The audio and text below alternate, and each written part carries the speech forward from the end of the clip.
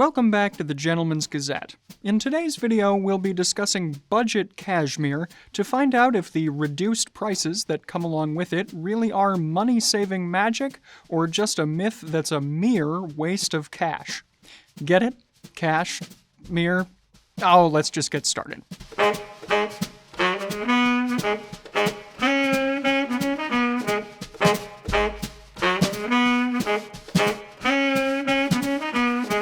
When you consider that cashmere is one of the original luxury fabrics, it can immediately seem like the concept of budget cashmere is a great contender for our Myth or Magic series, where we find out if certain aspects of menswear marketing really are great deals or are simply too good to be true. By the end of the video, we'll have fully investigated the claims made by various marketers of budget cashmere, so you needn't be sheepish when it comes to this topic in the future. First, though, we need to answer a few larger questions, starting with, what is the hype around cashmere in general?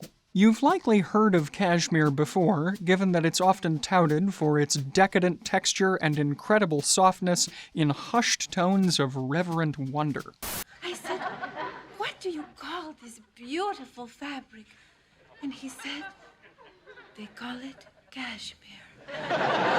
We cover the subject of cashmere fully in our comprehensive Cashmere Explained guide on the website, which you can find here, but it will be helpful for today's video to go over some basics. Cashmere refers generally to both the fibers and the fabrics that are constructed from the fleece of cashmere-producing goats. This fleece consists of two parts, the extremely fine and delicate down layer, and the thicker and rougher guard hairs. According to standards set by the US government to define cashmere, the average diameter of each fiber must be less than 19 microns.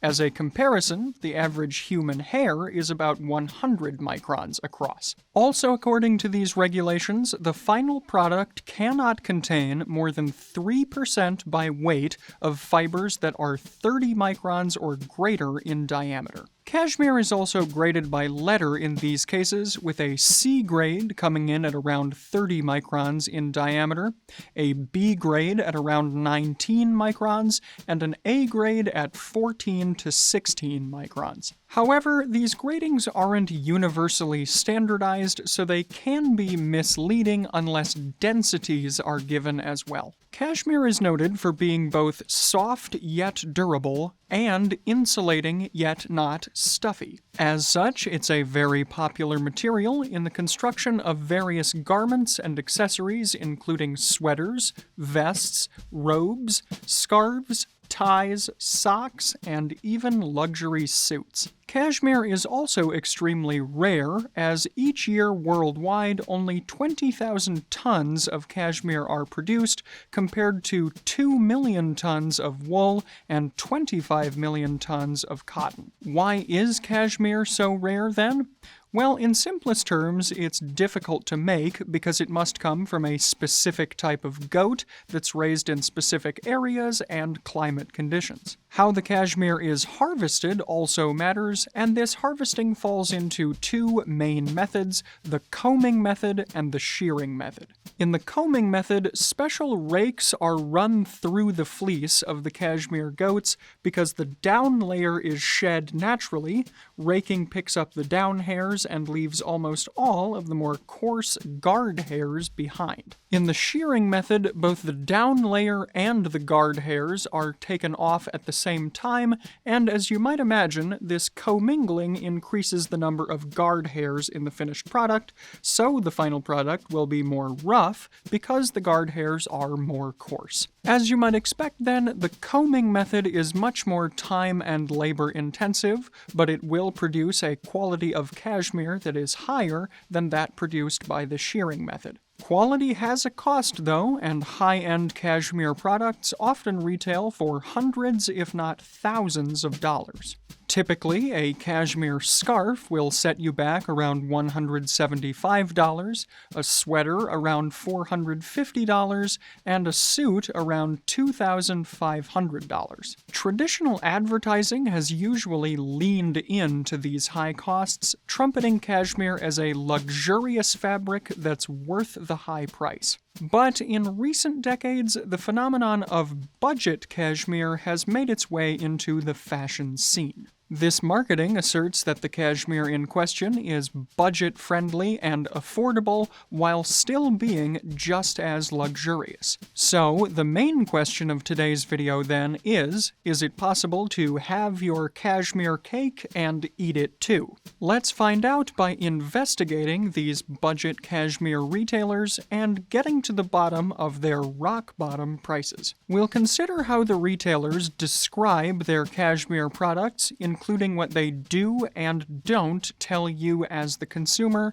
and as a control, we're going to be focusing on the classic V-neck cashmere sweater. We'll start here with Japanese retailer Uniqlo, which often positions itself as the premier producer of casual but stylish menswear at budget-conscious prices. Their cashmere sweater is no exception, as it costs just under $100, and we're told that it's made from 100% cashmere and nothing else. In other words, no information is provided about where the cashmere was sourced, which method was used to harvest it, the thickness or length of the fibers, or how the cashmere was spun. Uniqlo isn't alone in providing essentially no information about their sweater, though, as we observed the same trend from J. Crew, whose sweater retails at $128, Nordstrom, whose sweater retails at $145, and Saks Fifth Avenue, whose sweater retails at $298.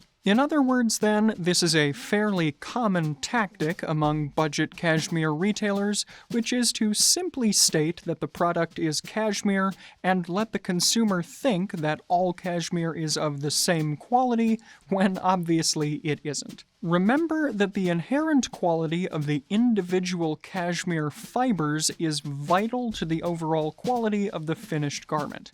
Hairs with a diameter of 14 to 16.5 microns and length of 33 to 50 millimeters or so can be more tightly woven together. This will result in a softer fabric that will resist pilling and be less likely to stretch out or tear. And remember that the harvesting method is also important, as a comb-harvested cashmere will have considerably fewer guard hairs and be less rough as a result. If budget cashmere producers won't give you the information you need to make an informed decision, then you're right to be skeptical about how they can offer a supposed quality product at such a comparatively low price. Their cashmere isn't necessarily going to be of lower quality, but without evidence to the contrary, you can fairly safely assume that they've cut corners somewhere, especially when it comes to the quality of the individual cashmere fibers. A supposedly higher-end variation on this tactic involves marketing 100% Mongolian cashmere, like this sweater from the Cashmere For You store, which retails for $250. The assumption here is that all Mongolian cashmere is superlative, but in fact, the same realities apply, as even Mongolian goats can produce subpar quality hairs. Sorry, guys. The belief that Mongolian cashmere is of innately higher quality than other kinds comes from the fact that Mongolian cashmere is almost always harvested using the combing method rather than the shearing method. This is, of course, an important aspect, and cashmere that comes from countries like Mongolia, which use primarily the combing method, is generally going to be of higher quality, but this is, of course, just one factor to consider. Also, in addition to a lack of information, be mindful as well of imprecise information when it comes to cashmere quality. Another such factor can be observed from noted cashmere producer needn't. They emphasize the value of sustainable, ecologically friendly cashmere sourcing, and their website includes a photo gallery all about the virtues of high-quality cashmere.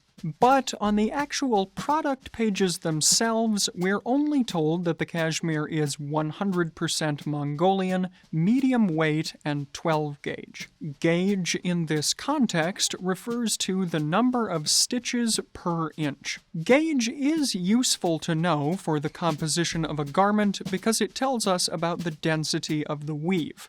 However, it doesn't tell us anything about the quality of the actual cashmere fibers themselves. On a similar note, sweaters from Club Room, which is a Macy's label, state that their cashmere is 2-ply. Ply refers to how many threads of cashmere were twisted together to form the yarns. With the higher the ply of the garment, the more durable it's going to be. But again, neither the ply nor the gauge are ultimately as important as the length and density of the cashmere fibers themselves, which aren't mentioned in either of these cases. In these two examples, the budget cashmere retailers have given us some good information, but not the information that's critical. In other words, there are indications here that we are dealing with slightly higher quality cashmere, but nothing definitive. On their website, popular eco-friendly cashmere retailer Everlane states that their cashmere sweaters are made from grade A cashmere from Inner Mongolia using only the longest and finest fibers at 35mm and 15 microns respectively. But unless someone involved in the production of the garments was sifting through cashmere fibers with tweezers to select individual fibers, the numbers given here have to represent a range. Are they averages of length and width? Are they minimum and maximum dimensions? At this point, we can't safely say. For a better example, meanwhile, at Fort Belvedere, we strive to give you all of the information you need in order to make an informed purchase. Our cashmere is sourced entirely from Mongolia and China and features fibers whose dimensions are between 14 and 16.5 microns in diameter and 35 and 50 millimeters in length. No confusion there. Next, we'll cover one final aspect of cashmere marketing that will take us right to the source, Mongolia. Gobi is a vertically integrated manufacturer headquartered in Ulaanbaatar, Mongolia. They also detail their entire production process in an impressive photo gallery display. So far, so good. In general, then, Gobi has told us considerably more about their cashmere than many other manufacturers and retailers, but again, when we navigate to the individual product pages, we see the same vagueness of information that we have before. We also observe another shortcut for budget cashmere, that being blends. In order to achieve a price of $159, Gobi sells blended sweaters featuring 70% cashmere and 30% silk. Emphasizing the quality of cashmere as a primary selling point, but then introducing another fabric to bring down costs is a common tactic among budget cashmere retailers. Common blends feature other types of wool, cotton, silk, or sometimes synthetics. Now, blends aren't inherently a bad thing. After all, we do carry several blended products in our Fort Belvedere shop. And Gobi's blend is much better than some others, which can feature as little as 5% cashmere overall. But of course, a blend isn't 100% cashmere, so one easy way to achieve budget cashmere is to sell something that isn't entirely cashmere. So far, we've focused on the traits of the cashmere fabric itself, which is the best way to tell how a cashmere garment will wear and wear down. But we'll briefly note that budget cashmere producers can also cut corners when it comes to milling and manufacturing. During milling, cashmere can often undergo processes to mitigate the effects, often poorly, of low-quality cashmere fibers. For instance, many budget cashmere products are often specially treated to reduce pilling. Generally, though, this just means that various chemicals have been applied to the product to fix a problem that wouldn't have existed in the first place if higher quality fibers had been used. Budget cashmere is also almost never going to have the finer quality touches that allow high-quality cashmere to really shine, such as the use of natural thistle to roughen up the fibers a bit and give them their soft feel. This procedure is generally only undertaken by craftsman-level producers, like Fort Belvedere, for instance, when we produce our cashmere scarves. Meanwhile, budget cashmere will usually attempt to approximate this either by using chemicals, as we already mentioned, or by overwashing and therefore weakening the fibers in order to rough them up a bit.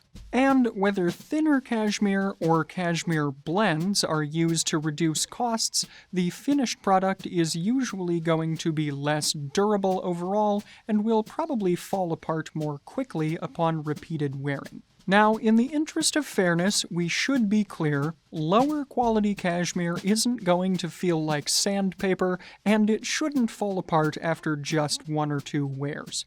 Essentially, their appeal is that they're going to feel just soft enough and last just long enough to justify their cheaper price tags. These are aspects of fast fashion that we've discussed previously, such as in our video on the decline of quality menswear, which you can find here. But the most serious implication of fast fashion, and budget cashmere by extension, involves its contribution to throwaway culture and environmental degradation. For this point, we'll return to the beginning of it all, cashmere goats. Goats are high-impact grazers. This means that when they eat, they rip up plants and grasses by the root, and also their sharp hooves dig into the soil.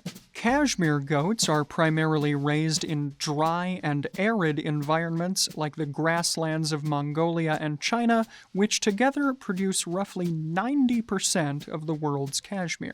To reduce costs by increasing the overall supply of cashmere, herders are encouraged to breed large, unsustainable flocks. Put the natural grazing habits of goats, the environment in which cashmere goats are raised, and the size of the flocks together then, and you get an overall situation which is doing tremendous damage to the environment. In Mongolia alone, the boom in cashmere demand that started in the 1980s and continues up to the present day has resulted in the degradation of about 65% of the country's natural grasslands, turning some of them into barren deserts. This, of course, also has repercussions for the health, well-being, and lives of the country's local residents in those areas. And because budget cashmere has to cut corners to be cheaper, and therefore because it will be more likely to pill or tear, it's also going to be more likely that it will be thrown away more quickly, perpetuating the cycle all over again when new cashmere products are demanded. By the way, if you are interested in more sustainable sartorial systems overall, you can find our video on that subject here. As a final section here, we'll share our team's own personal experiences with budget cashmere, starting with our operations manager, Nathan Price. Nathan owns 2 budget cashmere items, a crew neck sweater from Nottam in Oatmeal, and a charcoal-colored turtleneck from Uniqlo. In his own words, I purchased them because the budget cashmere marketing got me. I felt that I was getting the same thing as the high-end cashmere on the market. Nathan says that he's had no real issues with either of his sweaters, that both are soft and comfortable, and that he enjoys wearing them as layering pieces in the fall and winter months. As the material of each of them is thin, he tends to treat them gently, as opposed to a thick and slubby cardigan, which could be treated more aggressively. Nathan says that he would now opt for a merino wool or wool blend turtleneck in particular, because given that it is worn so close to the skin of his neck, it will require more frequent laundering and probably wear out sooner. Again quoting Nathan, "I love the softness of the cashmere feel, but knowing what I know now, and as my style has evolved, I plan to look for thicker, more durable sweaters in fisherman styles, maybe with a cable knit weave, something I can wear more aggressively and not worry about durability." Next, speaking for myself, the one budget cashmere item in my wardrobe is this V-neck sweater from Clubroom and Macy's, which I'm wearing today. It has been both comfortable and durable thus far, over about 2.5 years of wear, but again, I only wear it infrequently overall and try to be as gentle with it as I can. I do still like the look and feel of it, though the potential environmental impacts of budget cashmere will have me thinking twice about similar purchases in the future. So then, as to our main question for today, is budget cashmere a hyped-up myth, or is it money-saving magic? You're probably not going to be surprised to hear that we believe it lies largely in the myth category. Think about it. If what you're selling at a low price is a low-quality good, that's effectively like pulling a coin out of your own pocket and expecting someone to react as though you had pulled it out from behind someone else's ear. Not really much of a magic trick. As we hope we've illustrated in detail today, cashmere isn't one monolithic fabric, and indeed comes in ranges of quality.